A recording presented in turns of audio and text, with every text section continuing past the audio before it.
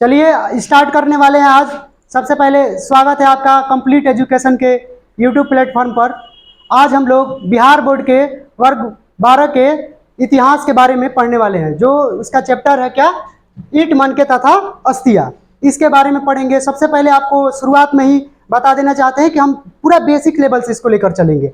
आज की क्लास ऐसा रहेगा जिसे इसके बाद आप कहीं किसी वीडियो को देखने की जरूरत नहीं पड़ेगा, किसी चैप्टर को पढ़ने की जरूरत नहीं पड़ेगा। बस इस चैप्टर को एक बार ध्यान से पढ़िएगा, बिल्कुल जीरो लेवल से ये बातें सब समझ में आ जाएगी। इस चैप्टर मतलब इस जो विषय है, ये जो सब्जेक्ट है, इस पार्ट में जितना कुछ दिया गया है सब चीज़ इसमें अवेलेबल है। आपको कहीं भी दूसरा चीज़ कोई भी मटेरियल नहीं ढूंढना पड़ेगा। तो स्टार्ट करते हैं। सबसे पहले हम जानेंगे, थोड़ा सा बेसिक भी जान लेते हैं, इतिहास पढ़ रहे हैं उसके बारे में कि इतिहास किसे कहते हैं। ठीक है, इतिहास पढ़ेंगे क्योंकि इतिहास के बारे में जानना जरूरी है। ये जितना भी बातें किया गया है, इतिहास नहीं जानेंगे तो ये सब चीज जितने बातें की गई है ये बीती हुई बातें ही हैं। ठीक है, तो इतिहास पहले किसे कहते हैं ये देखिए। इतिहास उसे कहते हैं जो इतिहास सबसे पहले दो शब्दों से मिलकर बना है। कौन कौन सा? इति प्लस हास, दो शब्दों से मिलकर बना है इतिहास। यहीं पे रखते हैं। इतिहास दो शब्दों से मिलकर बनता है, इति प्लस हास। इति मतलब क्या होता है और हास मतलब क्या होता है, इसके बारे में जानेंगे। इति मतलब होता है क्या, बीता हुआ। क्या? इति मतलब बीता हुआ, और हास मतलब क्या होता है, कहानी। मतलब बीती हुई बातों या कहानियों के बारे में बतलाया जाता है। क्या कहा जाता है? इतिहास कहा जाता है। और ये बहुत ही बेसिक इसका परिभाषा है कि जो बीते हुए बातों को अध्ययन करना क्या कहलाता है, इतिहास कहलाता है। ठीक है, समझ में आ रहा है ना। और इतिहास के पिता किसको कहा जाता है? हेरोडोटस को। फादर ऑफ हिस्ट्री किसको बोला जाता है? हेरोडोटस को। तो इसमें यही सब बातें बताना है। और एक और बात है जो बार बार इस मतलब जो इतिहास सब्जेक्ट है इसमें आएगा, शताब्दी, दशक। तो हम आज शताब्दी और दशक के बारे में भी जानेंगे। शताब्दी का मतलब क्या होता है? सबसे पहले दिन से स्टार्ट करते हैं। जैसे 365 दिन, 365 दिन बराबर कितना होता है हमारा? एक वर्ष। या एक वर्ष बोले या 365 दिन क्या होगा बराबर। तो एक वर्ष बोलने का मतलब क्या हुआ? 365 दिन। वैसे ही अगर फिर से हम अगर 10 वर्ष बताते हैं, 10 वर्ष, 10 वर्ष बराबर कितना हो जाएगा? 10 वर्ष बराबर एक दशक। कितना होता है? एक दशक। ठीक है, मतलब एक दशक बोलेंगे तो कितना वर्ष हो जाएगा? एक दशक बोलने का मतलब होगा 10 वर्ष। ठीक है, अरे बोलो तुम लोग भी, ऐसा थोड़ी है कि इसमें नहीं बोलना है, बोल सकते हो। जो भी पढ़े हो ना, पहले से पढ़ाया गया ना। तो एक 10 वर्ष बराबर कितना होता है? एक दशक। 10 वर्ष बराबर एक दशक। ऐसे हम बोल सकते हैं कि मतलब एक दशक में कितना वर्ष हो सकता है? 10 वर्ष। 10 वर्ष हो सकता है। तो अब फिर यहाँ पे देखो, एक दशक बराबर कितना हुआ? 10 वर्ष। तो वैसे ही 10 दशक बराबर कितना हो जाएगा? 100 वर्ष। 100 वर्ष यानी कि मतलब एक शताब्दी। कितना? एक शताब्दी। तो 100 वर्ष, या इसको कह सकते हैं क्या, एक सदी, या क्या कह सकते हैं इसको? शताब्दी कह सकते हैं ना। और उसको भी जानेंगे कि कैसे मतलब अभी के डेट में कौन सा युग, कौन सा शताब्दी चल रहा है, कौन सा दशक चल रहा है। ठीक है, तो पहला बात है 365 दिन बराबर कितना होता है? एक वर्ष। और 10 वर्ष बराबर कितना दशक होता है? कितना होता है? एक दशक। और एक दशक मतलब 10 दशक बराबर कितना शताब्दी या कितना वर्ष हो जाएगा? तो 10 दशक बराबर एक शताब्दी या 100 वर्ष। ठीक है, ये समझ में आ गया। और इसके बाद ये डाटा भी क्लियर होता है इसमें कि बार बार ये पूछ देता है कि अभी जो समय चल रहा है, अभी जो बात मतलब जो साल है वो कौन सा शताब्दी चल रहा है। ठीक है, जैसे यहाँ पे अगर दे दिया कि अभी 2024 है, इसमें बताया जाए 2024 में कि कौन सा दशक है और कौन सा शताब्दी है। तो इसमें कैसे पता चलेगा अभी के डेट में हमारा कौन सा दशक है? ये एक कौन सा शताब्दी है? ये 21वीं शताब्दी। क्या है? 21वीं शताब्दी। 21वीं शताब्दी। और दशक कौन सा है? तीसरा दशक। इसमें बोला जाएगा कि 2024 है वो, इसमें कौन सा शताब्दी है और कौन सा दशक है। तो कौन सा शताब्दी है इसमें? 21वीं। मतलब जो अभी हम ट्रिक भी बताएंगे कि कैसे इसको पता किया जा सकता है। ठीक है, तो 2024 है तो इसमें कितना आ रहा है? 21वीं शताब्दी। अभी का कौन सा शताब्दी चल रहा है हमारा? 21वीं। 2024 है ना, कौन सा शताब्दी चल रहा है? 21वीं। और ये जो दशक है 2024 में कितना दशक है? तीसरा। कितना दशक है हमारा? तीसरा दशक बोला जाएगा, क्योंकि हम दशक में पहले ही बताएं कि एक से एक मतलब 10 वर्ष बराबर कितना दशक होता है? एक दशक होता है ना। तो अगर 10 वर्ष माना जा रहा है, एक से 100 के बीच में माना जाए, जैसे मान के चलिए यहाँ पे 1 वर्ष से लेकर और 100 वर्ष के बीच में माना जाता है। 100 वर्ष, 1 वर्ष से लेकर कितना के बीच में, 100 वर्ष के बीच में, तो इसमें से कितना दशक निकलेगा, कितना दशक निकलेगा, 10 दशक निकलेगा, निकलेगा ना डायरेक्ट। कैसे कि 1 से लेकर 10 तक कितना दशक हो गया, 1 दशक होगा कि नहीं होगा। फिर 10 से लेकर 20 तक का कितना दशक, दूसरा दशक होगा कि नहीं होगा। ऐसे ही 20 से लेकर 30 तक का कितना दशक, तीसरा दशक, ऐसा होगा। तो इतना कितना दशक निकलेगा, 1 वर्ष से 100 वर्ष के बीच में 10 दशक निकलेगा। तो उसी पे बता रहा है कि ये जो 20 से देखो 1 से लेकर 10 तक में पहला दशक, 10 से लेकर 20 तक में कितना दशक, दूसरा दशक, और ये 20 से 30, तो 20 से 30 के बीच में कितना दशक, तीसरा दशक। ये 24 है ना, 20 से आगे है, तो कौन सा दशक हो जाएगा, तीसरा। और इसमें जब शताब्दी में पूछेगा तो ये जहाँ पे 20 है तो डायरेक्ट एक शब्द उसमें एक अंक क्या कर देना है, जोड़ देना है, तो उससे हमारा क्या निकल जाएगा, शताब्दी। जैसे 2000 बता रहा है तो एक को जोड़ के बताना है, तो कौन सी शताब्दी चल रही है, 21वीं। ऐसा नहीं है कि 2000 बता रहा है तो इसमें 20 लिखा है तो 20वीं शताब्दी होगा, एक को क्या कर देना है, उसमें जोड़ देना है। ठीक है, समझ में आ रहा है ना। अब देखो अगर मान के चलो हम पूछ दिया 1995, 1995 इसमें शताब्दी और दशक कौन सा होगा। चाहे 19 मान के चलिए यहाँ पे 80 लिख देते हैं, इसमें शताब्दी और दशक को बताना है, कैसे पता चलेगा। हाँ डायरेक्ट इसमें एक क्या कर देना है, जोड़ देना है। जैसे 19 दिखाई दे रहा है ना, तो इसको 19 को क्या कर देना है, एक जोड़ो, तो ये कौन सा शताब्दी हो जाएगा, 20वीं शताब्दी। और दशक कौन सा हो जाएगा, 9वां। 9 से 80 है ना, तो कौन सा दशक हो जाएगा, 9वां दशक हो जाएगा। समझ में आ रहा है ना ये बात, बिल्कुल। अब शताब्दी और दशक में कोई दिक्कत। अब ऐसे पूछ रहे हैं, बताओ तुरंत, 1 शताब्दी बराबर कितना दशक, 10, कितना, 10 दशक। और 1 शताब्दी बराबर कितना दशक होगा। वैसे ही अगर 100 वर्ष बता रहा है तो उसमें कितना दशक बन सकता है, वही बात हुआ उसमें भी। अब ऐसे ही पूछेगा डायरेक्ट कि एक दशक बराबर कितना वर्ष, 1 दशक बराबर कितना वर्ष, तो कैसा होगा, 1 दशक बराबर कितना वर्ष, 10 वर्ष। कितना वर्ष, क्योंकि 10 वर्ष से ही मिलकर 1 दशक बन रहा है। समझ में आ रहा है ना। अब इतना तक बात है, क्लियर हो गया। ठीक है, अब हम लोग वर्ग 12 के बहुत ही इंपॉर्टेंट जो चैप्टर है, क्या नाम है इसका, ईंट मनके तथा अस्थिया, जो हड़प्पा सभ्यता से समकालीन, मतलब हड़प्पा सभ्यता इसके बारे में बोला जाता है, उसके बारे में हम लोग क्या करने वाले हैं, पढ़ने वाले हैं। ठीक है, सबसे पहले अब हम जानेंगे इतिहास के बारे में। इतिहास तो बोल दिए क्या कि जो बीती हुई बातों का अध्ययन कराता है क्या कहलाता है, इतिहास कहलाता है। ये बात हुआ ना कि बीती हुई बातों को जो अध्ययन करता है वो क्या कहलाता है, इतिहास। तो इतिहास में बीती हुई बातों को कैसे अध्ययन किया जा सकता है। ठीक है, जैसे मैं यहाँ पे मान के चलिए, ये जो क्लासरूम है इसमें हर चीज अवेलेबल है। पहले से ये बात हमने बताया है कि ये सब चीज अवेलेबल है, जैसे स्मार्ट बोर्ड, ये पेन, टच वाला पेन, पंखा, लाइट, स्टैंड, मोबाइल, सब चीज यहाँ पे अवेलेबल है। अगर किसी कारणवश मान के चलिए, कोई भी कारण हो सकता है जिसमें प्राकृतिक आपदाएं, सब कोई भी कारणवश से ये क्या होता है, ये धरती पलट जाती है, हम लोग धरती में क्या हो जाते हैं, विलीन हो जाते हैं। लगभग इसी जगह पे 100 वर्षों के बाद या 200 वर्षों के बाद खुदाई के बाद, मतलब 100 वर्ष या 200 वर्षों के खुदाई के बाद, मतलब इस जगह को क्या किया जाता है, खुदाई किया जाता है, मतलब विलीन होने के बाद, मतलब हम लोग इसमें धरती में मिल जाते हैं, इसके नीचे दब जाते हैं। उसके मतलब 100 से 200 वर्षों के बाद इस धरती का क्या किया जाता है, इस भूमि का खुदाई किया जाता है। खुदाई करने के समय में जब कोई इतिहासकार है, कोई भी चीज को मतलब जानने के लिए कोई पहले इतिहासकार आएगा, इतिहासकार कोई भी आएगा तो सबसे पहले क्या देखेगा।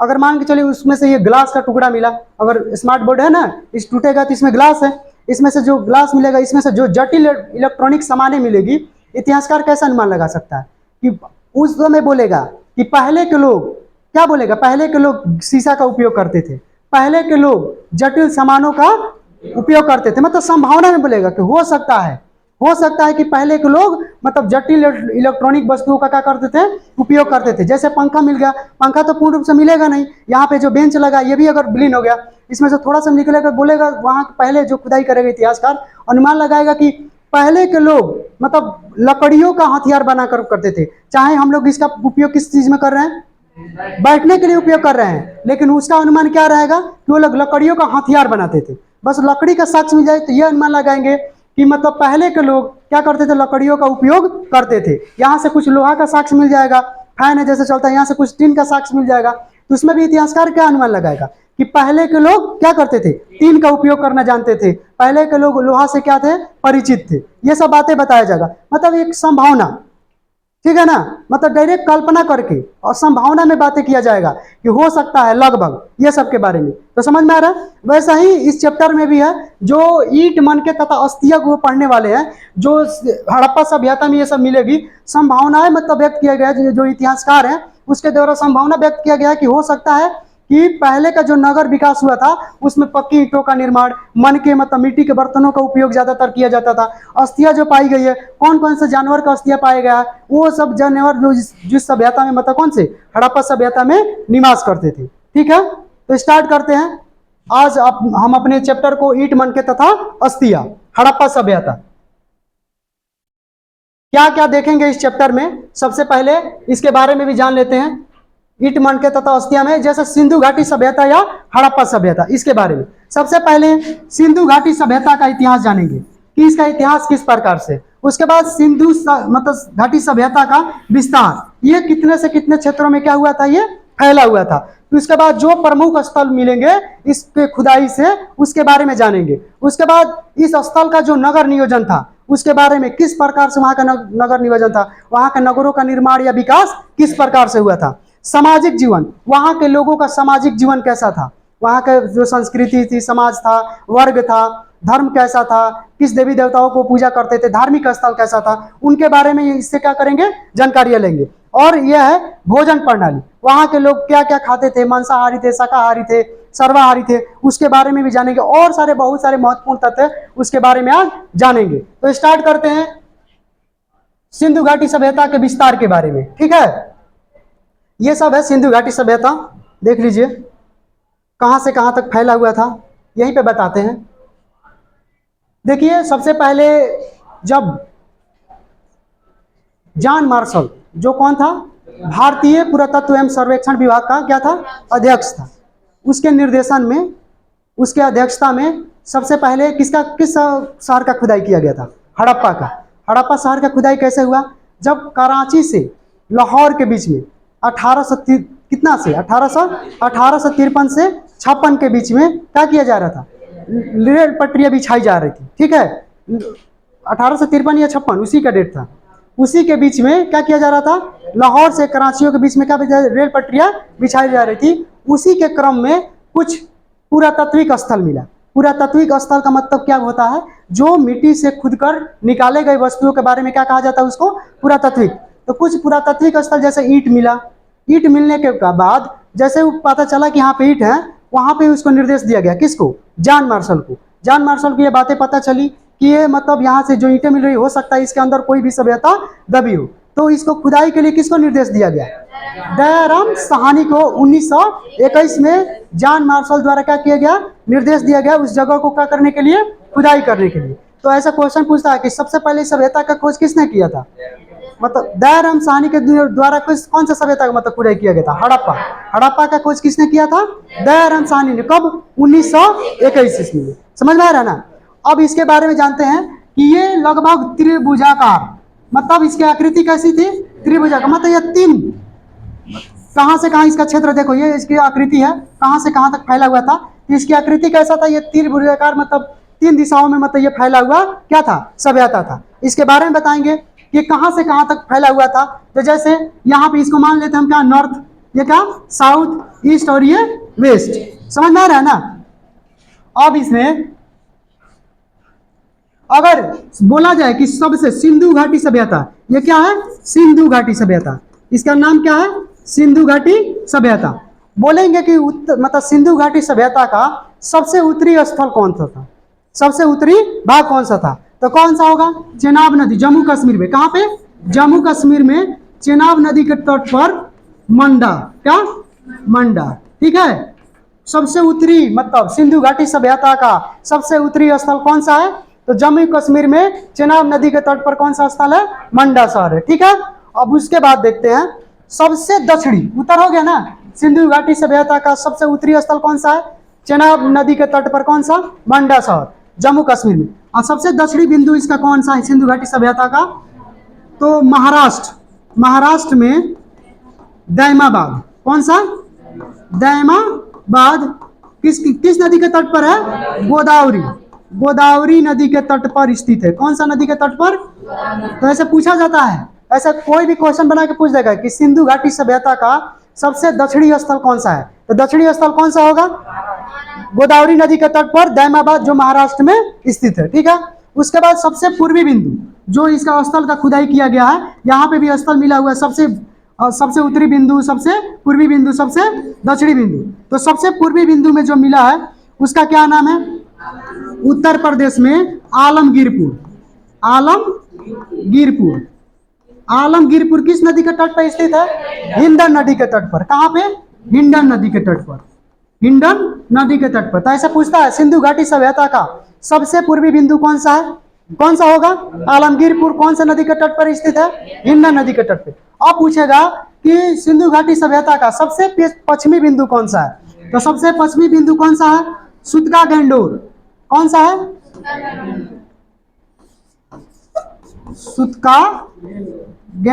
सुतका गंडोर, यही ना होता है? सुतका गंडोर। सुतका गंडोर दास्क नदी के तट पर। और ये कहाँ पे स्थित है? बलूचिस्तान में। कहाँ पे?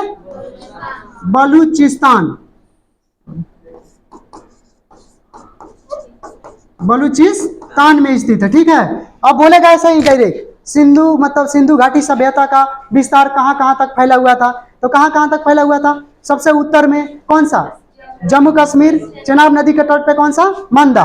और सबसे दक्षिण में कौन सा? महाराष्ट्र, दैमाबाद, गोदावरी नदी के तट पे। सबसे पूर्वी बिंदु कौन सा होगा?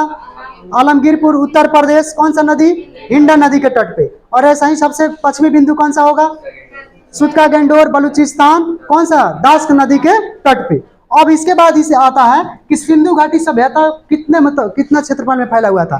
तो लगभग ये एनसीईआरटी के डाटा के अनुसार लगभग ये 20 लाख वर्ग किलोमीटर में फैला हुआ था। ठीक है, 20 लाख वर्ग किलोमीटर में क्या हुआ था? सिंधु घाटी सभ्यता का विस्तार था, मतलब ये फैला हुआ था।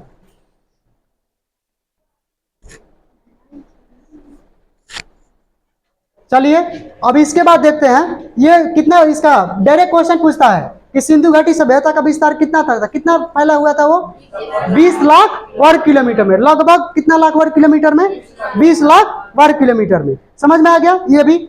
अब डायरेक्ट ऐसा क्वेश्चन पूछता है कि सिंधु घाटी सभ्यता का सबसे पहले किसने देखा था, किसने खोजा था? तो किसने खोजा था? जॉन मार्शल के नेतृत्व में। और जॉन मार्शल कौन था? जॉन मार्शल भारतीय पुरातत्विक एवं सर्वेक्षण विभाग का क्या था? वो अध्यक्ष था। भारतीय पुरातत्विक क्या विभाग का? भारतीय पुरातत्विक और सर्वेक्षण विभाग का क्या था वो?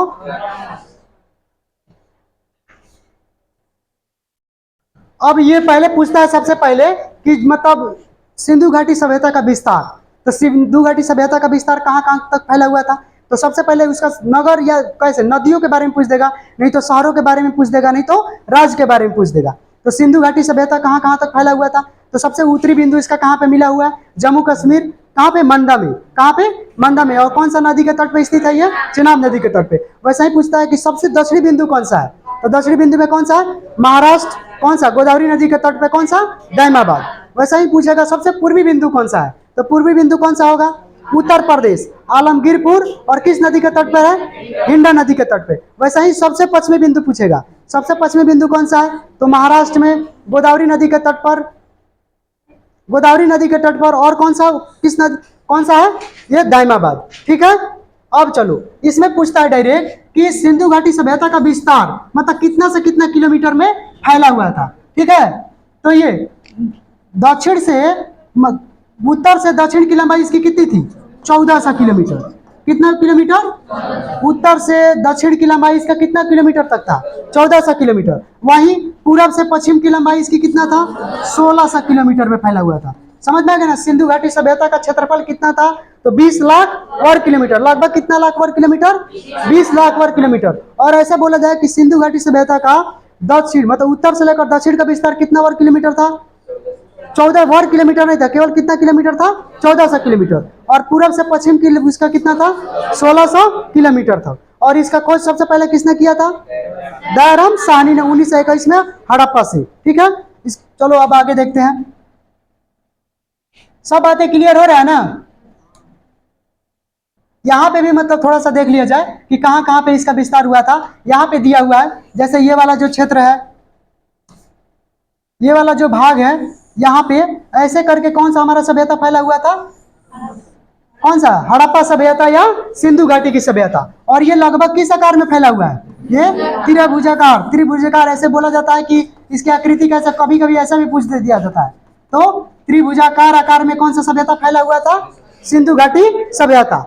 अब इसको अनेकों नामों से भी जाना जाता है। ठीक है, बहुत सारे ऐसे नाम आएंगे, जैसे चैप्टर के अकॉर्डिंग पढ़ा जाएगा, उसमें ये सब लाइन बाय लाइन पढ़ेंगे। ठीक है, और जैसे मुख्य रूप से यहाँ पे मेहरगढ़ है, हड़प्पा है, जो इंडस वैली सिविलाइजेशन भी इसको बोला जाता है, सिंधु घाटी की सभ्यता। यहाँ पे लोथल है, प्रमुख बंदरगाह भी था उस समय सिंधु घाटी सभ्यता में, जो गुजरात में स्थित था। ये मोहनजोदड़ो है। बार बार तो ये भी पूछ देता है कि अभी जो 3 मतलब जो स्थल खुदाई किया गया था, ये लगभग 3 देशों में मिलता है। कौन कौन सा? मतलब सिंधु घाटी सभ्यता का विस्तार ऐसे भी पूछता है। तो कौन कौन सा मतलब देशों में फैला हुआ था सिंधु घाटी सभ्यता? भारत कौन सा, फिर पाकिस्तान, और फिर कौन सा? अफगानिस्तान। तो लगभग अफगानिस्तान में 2 ही स्थल मिलता है। कौन कौन सा? मुंडगौक और कौन सा? सुरतगोई। 2 को मिलता है स्थल। और पाकिस्तान में मतलब 3 गो ऐसा जगह है जहां से लगभग कम से कम 1500 में से 500 स्थलों का खोज किया गया है। राज्य इसको प्रांत बोला जाता है पाकिस्तान में। जैसे कौन सा होगा? एक बलूचिस्तान, एक कौन सा होगा? हड़प्पा, और एक कौन सा होगा? मोहनजोदड़ो। मतलब हड़प्पा नहीं, ये प्रांत बोला जा रहा है। जैसे प्रांत में बोला जाएगा तो बलूचिस्तान में भी कुछ पुरातात्विक स्थलों के द्वारा जैसे सिंधु घाटी सभ्यता का खोज हुआ। उसके बाद कौन सा होगा?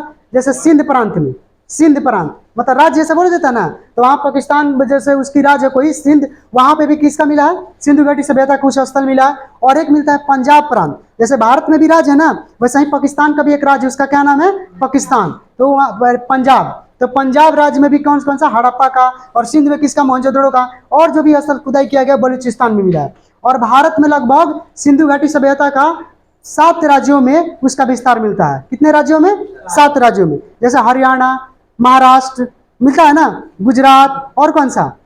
उत्तर प्रदेश, और कहां कहां पे मिलता है?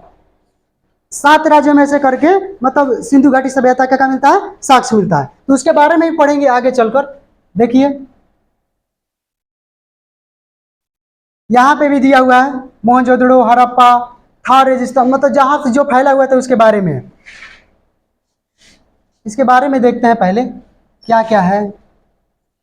कह रहे हैं कि सभ्यता 2 भागों में बटा हुआ था। पूर्व भाग नगर और पश्चिमी भाग दुर्ग बोला जाता था। इसमें भी 2 भागों में ये नगर बटा हुआ था सिंधु घाटी सभ्यता। कौन कौन सा इसका भाग था? जैसे ये 2 टीला में बटा हुआ था, 2 भागों में ये बटा हुआ था। सिंधु घाटी सभ्यता कितने भागों में बटा हुआ था? 2 भागों में। पहला भाग क्या बोला जाता था? नगर, और दूसरा भाग टीला। जैसे जैसे मान के चलिए पश्चिमी में, ये पश्चिम हो गया, और एक कौन सा हो गया? पूरब। तो पूरब में क्या रहता था? नगर। पूरब दिशा में कौन सा नगर मतलब क्या रहता था? नगर। और जो पश्चिम में रहता था उसको क्या बोला जाता था? दुर्ग बोला जाता था। क्या बोला जाता था? दुर्ग। और हमेशा नगर से दुर्ग क्या होता था? उच्च होता था। ऊंचे स्थान पे भी रखा जाता था ना इसको। क्यों रखा जाता था? हो सकता है कि उस समय मतलब जैसे कोई यहाँ पे जो कौन सा वर्ग रहते थे ज्यादातर, कल्पना के अनुसार कौन सा? अभिजात वर्ग या कोई जो कुलीन वर्ग रहते थे वो हमेशा किस में रहते थे? दुर्गों में। और नगरों में कौन से रहते थे? आम जनता। ठीक है, तो कह रहा है कि सभ्यता 2 भागों में बटी हुई थी। जो सिंधु घाटी सभ्यता का विस्तार था कितने भागों में बटा हुआ था? 2 भागों में। पहला भाग मतलब जो था उसको नगर बोला जाता था, और दूसरा जो पश्चिमी भाग था उसको क्या बोला जाता था? दुर्ग। जैसे पूर्वी भाग है, पूर्वी भाग को क्या बोला जाता था? नगर, और पश्चिमी भाग को क्या बोला जाता था? दुर्ग बोला जाता था। तो ऐसे भी समझना, कभी कभी ऐसा भी जगह आएगा, कभी कभी ऐसा भी जगह और स्थान आएगा जहां पे 3-3 नगरों का निर्माण मिलेगा, जहां पे 3-3 भागों में इस टीला को बांटा गया होगा। जैसे लोथल और सुरकोटदा में 3 को मिलेगा, मिलता है ना, जहाँ पे मध्यम मतलब मध्यम नगर भी बोला जाता है। इसको दुर्ग बोला जाएगा, इसको मध्यम नगर, इसको क्या बोला जाएगा? नगर ऐसे बोला जाता है। 3 भाग आता है लोथल और सुरकोटदा में। अब कह रहे हैं कि दुर्ग और नगर एक ही रक्षा दीवार से घिरा लोथल और सुरकोटदा में मिलता है। जैसे सिंधु घाटी सभ्यता में क्या क्या मिलता है? वहां पे सिंधु घाटी सभ्यता में 2 नगर जो मिलता है, पहले तो ये मिलेगा, पहले जो नगर का मिलेगा विस्तार, जो नगर और दुर्ग और किसमें नगर में बटा हुआ था। ये पहले होता था कि नगरों का जो नगर होता था वो पहले पक्की ईंटों से क्या किया जाता था, उसका रक्षा दीवार बनाया जाता था। रक्षा प्रहरी के लिए बनाया जाता था ना, कि कच्ची ईंटों से बनाया जाता था। पक्की ईंटों से इसका रक्षा दीवार बनाया जाता था। और जो इधर का दीवार रहता था किससे बनता था, कच्ची ईंटों से। रक्षा के लिए ये भी रक्षा दीवार है, ठीक है। तो बोल रहा है इसमें कि दुर्ग और नगर एक ही रक्षा दीवार से घिरा लोथल और सुरकोटदा में पाया जाता है। लेकिन जो लोथल और सुरकोटदा है वहां पे जो नगर और दुर्ग का जो साक्ष्य मिला है वो एक ही रक्षा दीवार के साथ मिला पाया गया है, ठीक है। उसका मतलब जो बाउंड्री किया गया है, उसका जो रक्षा दीवार बनाया गया, कैसे बनाया गया, एक ही के द्वारा, मतलब एक ही में दोनों को क्या कर दिया गया है, बनाया गया। लेकिन अधिकांश ऐसा जो स्थल मिला है जहाँ पे नगर और दुर्ग मिला है, वहां पे दुर्ग को क्या किया गया है, दुर्ग को एक रक्षा प्रहर मतलब एक रक्षा दीवार के द्वारा घेर दिया गया उसको, ये दुर्ग को, और नगर को ऐसे ही छोड़ दिया गया है, ठीक है। अब कह रहा है कि चनहुदड़ो में दुर्ग और नगर में कोई रक्षा दीवार नहीं पाया जाता है। एक चनहुदड़ो मिलेगा बार बार जब चैप्टर के अंदर चलेंगे तो इसमें कोई मतलब रक्षा दीवार नहीं पाया जाता, बिल्कुल ऐसा ही है, दोनों का है स्थल खाली पड़ा है, ठीक है। ये भी समझ आ रहा है ना। और धौलावीरा में 3 टीला मिलता है। जैसे धौलावीरा एक ऐसा जगह है जहाँ पे क्या मिलता है, 3 टीला मिलता है, जैसे 3 को भाग मिलेगा इसका। और इसी में से एक इसको क्या बोला जाता है, मध्यम नगर, चाहे मध्यम भाग को मध्यम नगर बोला जाएगा, इसको क्या बोला जाएगा, केवल नगर। और इसको क्या बोला जाता था, इसको दुर्ग बोला जाता था, ठीक है। और दुर्ग हमेशा किस पे बनाया जाता था, ऊंचाई पे बनाया जाता था। क्यों ऊंचाई पे बनाया जाता था, क्योंकि मतलब पहले जो धनी व्यक्ति रहते थे, चाहे बाढ़ के आने की संभावना होती थी, तो पहले उन लोगों को बचाया जाए इसलिए पहले से वो सुरक्षित किस पे रहते थे, दुर्ग या टीला पे रहते थे।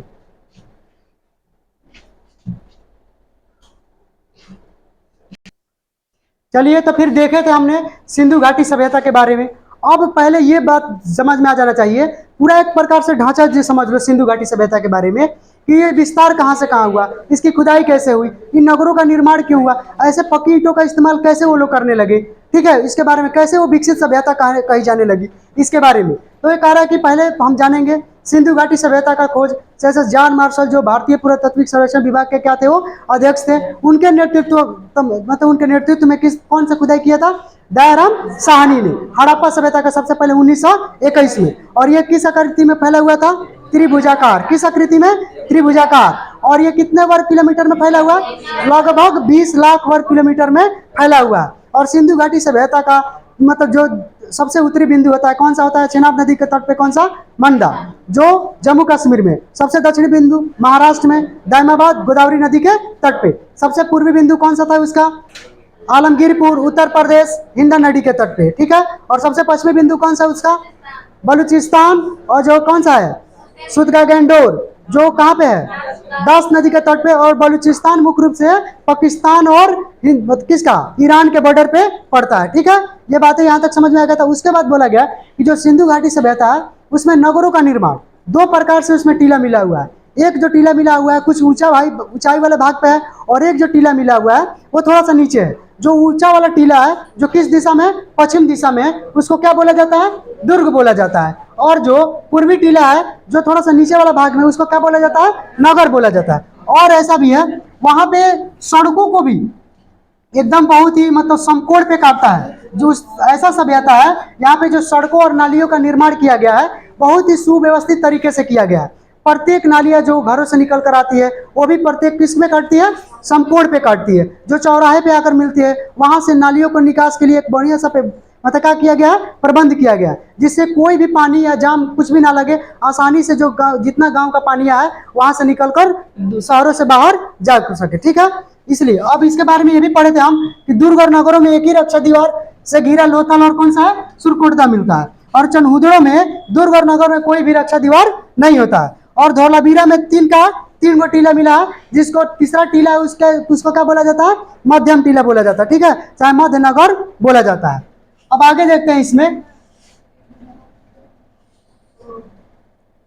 इसमें ऐसा बोला जाता है जैसे समकालीन सभ्यता कौन कौन सा है। बहुत सारे जो इतिहासकार है, पहले तो हमारा देश जब अंग्रेजी शासन के मतलब उसके गुलाम था तो उस समय बहुत सारे जो इतिहासकार थे जो अंग्रेजों से, ब्रिटिश द्वारा आए गए थे, जो विदेशों से मतलब इतिहासकार आए थे, उनका अनुमान ये होता था वो अपने सभ्यता को दिखाने के लिए, अपने लोगों का वर्चस्व बढ़ाने के लिए कभी कभी क्या करते, जब इसकी खुदाई हुई तो ये लोग डायरेक्ट किस सभ्यता की देन बताते थे?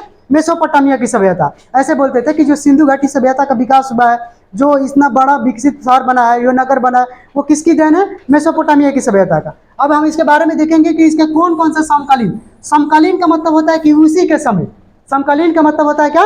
उसी के समय, कि जब मानकर चलिए कि सिंधु घाटी सभ्यता का विकास हुआ था, चाहे वो नगर था, सिंधु घाटी सभ्यता या हड़प्पा सभ्यता, उस समय कौन कौन से सभ्यता इसके समकालीन थी? तो कौन कौन सा सभ्यता था?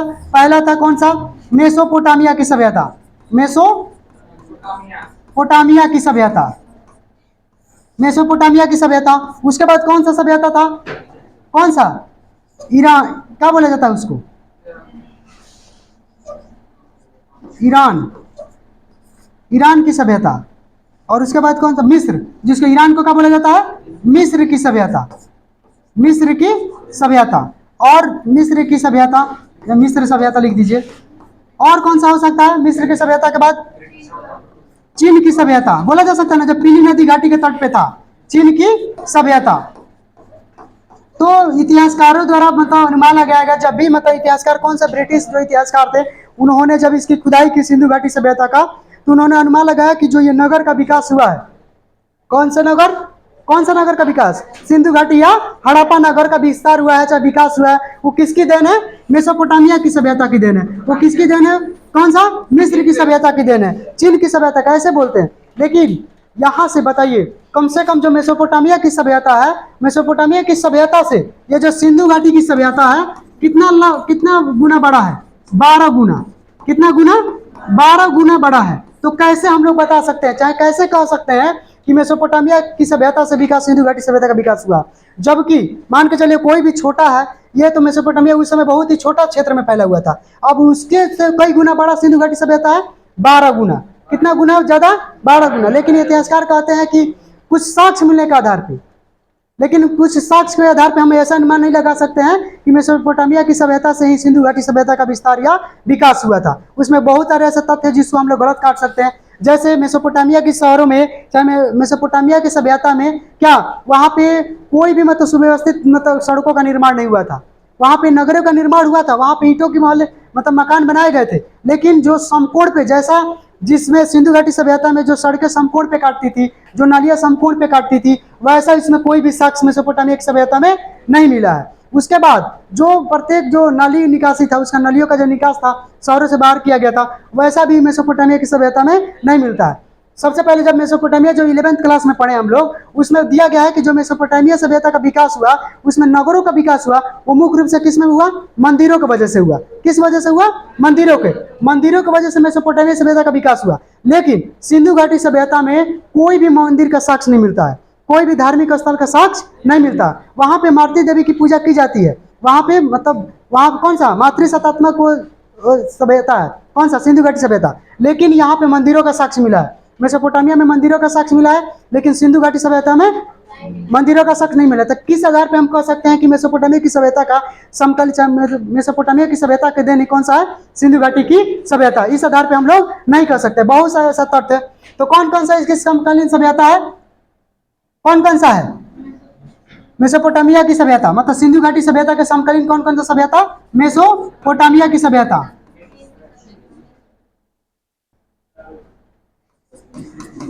मेसोपोटामिया की सभ्यता। और कौन सा? मिस्र की सभ्यता, ये है ना, मिस्र की सभ्यता। उसके बाद चीन की सभ्यता, कौन सा? चीन की सभ्यता। ये जब सभ्यता थी वो किसके समकालीन थी? सिंधु घाटी सभ्यता के। मतलब देखिए क्यों ऐसा बताया गया है इसमें, क्योंकि ऐसा किया गया कि जब ये सिंधु घाटी सभ्यता का विकास हो रहा था, तो उसी के समय किस शहर का विकास हो रहा था? मेसोपोटामिया की सभ्यता का। उसी समय किस शहर का विकास हो रहा था? मिस्र की सभ्यता का। उसी समय किस सभ्यता का विकास हो रहा था? चीन की सभ्यता का विकास हो रहा था। तो हम इस आधार पर नहीं कह सकते हैं कि मेसोपोटामिया की सभ्यता का देन मतलब सिंधु घाटी सभ्यता है, ऐसे नहीं कहा जा सकता है। बोला जा सकता है कि उसके समकालीन ये सब क्या थे? सभ्यता था। अब कैसे पता चला है कि उसके समकालीन था? क्योंकि जो मेसोपोटामिया में जैसे खुदाई किया गया है, तो वहां पे सिंधु घाटी सभ्यता के कुछ मुहरे मिला गया, कुछ मुहरे मिला है, कुछ साक्ष्य मिला है, जो पुरातात्विक साक्ष्य। इसके आधार पर पता चलता है कि जो मुहरे यहाँ मेसोपोटामिया में प्रयोग किया जाता था, वही मुहरे कहाँ पे प्रयोग किया जाता था? सिंधु घाटी सभ्यता में या हड़प्पा सभ्यता में। तो इस आधार पर भी हम लोग बोल सकते हैं कि मतलब उसका समकालीन सभ्यता था। कुछ ऐसा सभ्यता इसमें से, जैसे मिस्र की सभ्यता में भी बहुत सा ऐसा साक्ष्य मिला है। कौन कौन सा साक्ष्य? जैसे जैतून का तेल मिला था ना उसमें, मिस्र की सभ्यता में शराब, ये सब, तो वहां उसके साक्ष्य कुछ मोहरे मिला है। उसके आधार पे भी हम लोग बोलते हैं क्या, कि मिस्र की सभ्यता किसके समकालीन थी? सिंधु घाटी सभ्यता के समकालीन थी। और ऐसा ही चीन की सभ्यता जो पीली नदी घाटी के तट पर स्थित है, उसके भी सभ्यता किस सभ्यता के समकालीन था? सिंधु घाटी या हड़प्पा सभ्यता के समकालीन। ठीक है, आगे देखते हैं। कह रहा है कि सिंधु घाटी सभ्यता के विस्तार, उसमें हम लोग पहले पढ़े हैं सिंधु घाटी सभ्यता के विस्तार में कि कौन कौन सा दिशा में फैला हुआ था सिंधु घाटी सभ्यता। तो कौन कौन सा दिशा में फैला हुआ था अभी बताइए, कौन कौन सा? सबसे पहले उत्तर में कौन सा स्थित है? उत्तर में सिंधु घाटी सभ्यता उत्तर में कहां तक फैला हुआ था? जम्मू कश्मीर, किसका, किस नदी के तट पे? चेनाब नदी के तट पे। ऐसा ही दक्षिण में कहां तक फैला हुआ था? महाराष्ट्र, किस नदी के तट पे? गोदावरी नदी के। ठीक है, और ये उत्तर प्रदेश में किस नदी के तट पर? हिंडन, किस नदी के? हिंडन नदी के तट पे। और पश्चिम में किस नदी के तट तक? दास नदी। और कौन सा शहर है वहां पे? सुतका गेंडोर। सुतका गेंडोर में कौन सा तट पर? दासक नदी के तट पर स्थित है। ठीक है, अब ये कह रहा है कि जो सिंधु घाटी सभ्यता का विस्तार है वो कौन कौन से देशों में फैला हुआ था। तो सिंधु घाटी सभ्यता मुख्य रूप से कितने देशों में फैला हुआ था? 3 देशों में फैला हुआ था। पहला कौन सा है? अफगानिस्तान। अफगानिस्तान में 2 शहरों का मिलता है। कौन कौन सा शहर है? मुंडिकाक और सुर्तगोई। मुंडिकाक और कौन कौन सा शहर? 2, मुंडिकाक और सुर्तगोई। और अफगानिस्तान में 3 प्रांतों में फैला हुआ था। 3 प्रांत का मतलब कहने का यह है कि वहां पे जो 3 राज्य है पाकिस्तान का, वहां पे क्या ये तीनों, मतलब जैसे कौन कौन सा? बलूचिस्तान। कौन सा? बलूचिस्तान। ठीक है, बलूचिस्तान। और कौन सा था? सिंध, सिंध प्रांत। और कौन सा? पंजाब। ठीक है, पंजाब प्रांत। पाकिस्तान में 3 राज्यों में यह फैला हुआ था। अफगानिस्तान में कहां पे? 2, कौन सा? मुंडिगाक और सुर्तगोई। और भारत में लगभग 7 राज्यों में क्या हुआ था? फैला हुआ था। कौन सा सभ्यता? सिंधु घाटी सभ्यता। मतलब सिंधु घाटी सभ्यता का विस्तार कहां कहां पे था? तो अफगानिस्तान में 2 जगहों पे, मुंडिगाक और सुर्तगोई। और पाकिस्तान में कहां पे? बलूचिस्तान, सिंध और पंजाब में। और भारत में कितने राज्यों में? लगभग 7 राज्यों में फैला हुआ था। तो 7 राज्यों में जैसे कौन कौन सा? राजस्थान हो सकता है, गुजरात, हरियाणा, उत्तर प्रदेश, महाराष्ट्र, ये सब कितने राज्यों में फैला हुआ था? 7 राज्यों में। समझ में आ गया ना? सिंधु घाटी सभ्यता कितने देशों में फैला हुआ था? 3 देशों में फैला हुआ था। कौन कौन सा देश? अफगानिस्तान, पाकिस्तान और भारत। अफगानिस्तान में 2 स्थल मिला है, मुंडिगाक और सुर्तगोई। यहाँ पे सिंधु घाटी सभ्यता का साक्ष्य मिला है, पुरातात्विक अवशेष मिला है। और पाकिस्तान में कितने प्रांतों में मिला हुआ है? 3 प्रांतों में। कौन कौन सा? बलूचिस्तान, सिंध प्रांत और पंजाब। और ये भारत में कितने स्थानों पर मिला हुआ है? 7 राज्यों में इसका विस्तार पाया जाता है। ठीक है, अब आगे देखते हैं नामकरण। जैसे नामकरण के बारे में देख लेते हैं। जैसे अनेक अनेक नामों से इसको जाना जाता है। जैसे सिंधु घाटी सभ्यता को और अनेकों नामों से जाना जाता है। जैसे सिंधु घाटी की सभ्यता, हड़प्पा सभ्यता, सरस्वती नदी घाटी सभ्यता, कांस्य युगीन सभ्यता, प्रथम नागरीय सभ्यता। इन नामों से भी क्या किया जाता है? सिंधु घाटी सभ्यता को जाना जाता है। पहले हम लोग देखेंगे पहले कि इसको सिंधु घाटी सभ्यता क्यों बोला जाता है। ठीक है, सिंधु घाटी सभ्यता, सबसे पहले नामांकन में इसको देख लेते हैं।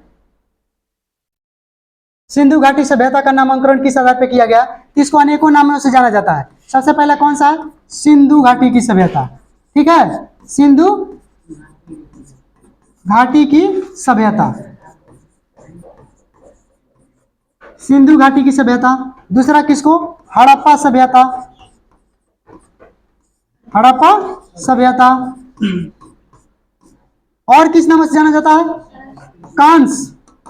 कांस्य युगीन, कांस्य युगीन सभ्यता। और किस नामों से जाना जाता है इसको? सरस्वती, यही ना? सरस्वती नदी घाटी सभ्यता, घाटी सभ्यता। और किस नाम से जाना जाता है? प्रथम नगरीय सभ्यता, प्रथम नगरीय सभ्यता। सिंधु घाटी सभ्यता को अनेकों नामों से जाना जाता है। जैसे में पहला सभ्यता कौन सा है? सिंधु घाटी सभ्यता। क्यों इसको किस नाम कैसे बोला जाता है सिंधु घाटी सभ्यता? क्योंकि सिंधु घाटी सभ्यता में जितने स्थल खुदाई किए गए हैं, लगभग 1500 से 2000 स्थलों में से इसमें 1000 स्थल किस नदी के तट में मिला है? नहीं, 1500 2000 स्थलों खुदाई किया गया, जिसमें से 1500 जितना मतलब स्थल है उसमें से 1500 स्थल किस नदी के तट में मिला है? सिंधु नदी के तट। मतलब जो भी स्थल का विकास हुआ है, जो भी नगरों का, जो भी शहरों का विकास हुआ है, किस नदी के तट पे मिला है? सिंधु नदी के तट पे। इसलिए इसको क्या बोला जाता है? सिंधु घाटी की सभ्यता बोला जाता है, क्योंकि जितना स्थल का खुदाई किया गया किस नदी के आसपास मिला है? सिंधु नदी के तट पे। इसीलिए इसको क्या बोला जाता है? सिंधु घाटी की सभ्यता। हड़प्पा सभ्यता क्यों बोला जाता है? क्योंकि सिंधु घाटी सभ्यता का सबसे पहला खोजा गया स्थल कौन सा था? हड़प्पा था। प्रथम खोजा गया स्थल, प्रथम खोजा गया स्थल, प्रथम इसका खोजा गया था, इसीलिए इसको क्या बोला जाता है? हड़प्पा सभ्यता के नाम से। जब प्रथम खुदाई किया गया था, किस स्थल का खुदाई किया गया था? हड़प्पा का। इसीलिए इसको किस नामों से जाना जाता है? हड़प्पा सभ्यता के नामों से जाना जाता है। ऐसा ही एक कांस्य युगीन सभ्यता। कांस्य युगीन सभ्यता क्यों कहते हैं? क्योंकि वहां पे सबसे पहले कांसा का साक्ष्य मिला है। कांसा का मतलब जो टीन और जस्ता से मिलाकर बनाया जाता था, जो टीन और किससे? टीन और जस्ता से मिलाकर बनाया जाता था, उसी कांसा का उपयोग सबसे पहले कहां पे मिला है? सिंधु घाटी सभ्यता में। इसलिए उसको क्या बोला जाता है? कांस्य युगीन। क्योंकि सिंधु घाटी की सभ्यता के लोग किस धातु का उपयोग करते थे? सबसे ज्यादा किस मतलब मिश्र धातु का? कांसा का उपयोग करते थे। इसलिए इसको क्या बोला जाता है? कांस्य युगीन सभ्यता बोला जाता है। और सरस्वती नदी घाटी सभ्यता क्यों बोला जाता है? क्योंकि जो 1500 स्थल था सिंधु घाटी सभ्यता में, उसमें से 1000 स्थल लगभग किस नदी के तट पे मिला है? सरस्वती नदी के आसपास मिला है। इसीलिए इसको क्या बोला जाता है? सरस्वती नदी घाटी परियोजना और सभ्यता। ठीक है। अब देखो, इसको बोला जाता है प्रथम नगरीय सभ्यता। इसको क्यों प्रथम नगरीय सभ्यता बोला जाता है? प्रथम नगरीय सभ्यता क्योंकि यहाँ पे प्रथम पहली बार मानव जीवन के इतिहास में सबसे पहली बार नगरों का विकास हुआ था। यहाँ पे पक्की ईंटों का निर्माण, पक्की ईंटों से घरों महलों का निर्माण, यहाँ पे पक्की ईंटों द्वारा सड़कों का निर्माण, पक्की ईंटों द्वारा क्या नालियों का निर्माण, प्रत्येक घर में स्नान रूम के साथ क्या एक कुआं का निर्माण, प्रत्येक चीज मिला था। इसलिए इसको क्या बोला जाता है? प्रथम नगरीय सभ्यता बोला जाता है। ठीक है, ये बात समझ में है ना? सिंधु घाटी सभ्यता को किस किन नामों से जाना जाता है? अनेक नामों से जाना जाता है। जैसे पहले सिंधु घाटी सभ्यता, उसके बाद हड़प्पा सभ्यता, ये, और उसके बाद कांस्य युगीन सभ्यता, उसके बाद सरस्वती नदी घाटी सभ्यता, उसके बाद प्रथम नगरीय सभ्यता। उसमें हम लोग जान गए कि सिंधु घाटी सभ्यता क्यों बोला जाता है? क्योंकि 2000 स्थलों में से लगभग 1500 स्थल कहाँ पे मिला है? सिंधु नदी के आसपास मिला है। उसके बाद हड़प्पा सभ्यता क्यों कहा जाता है? क्योंकि सिंधु घाटी सभ्यता में सबसे पहले खोजा गया स्थल कौन सा था? हड़प्पा था। इसीलिए इसको क्या बोला जाता है? हड़प्पा सभ्यता। और कांस्य युगीन सभ्यता क्यों कहा जाता है?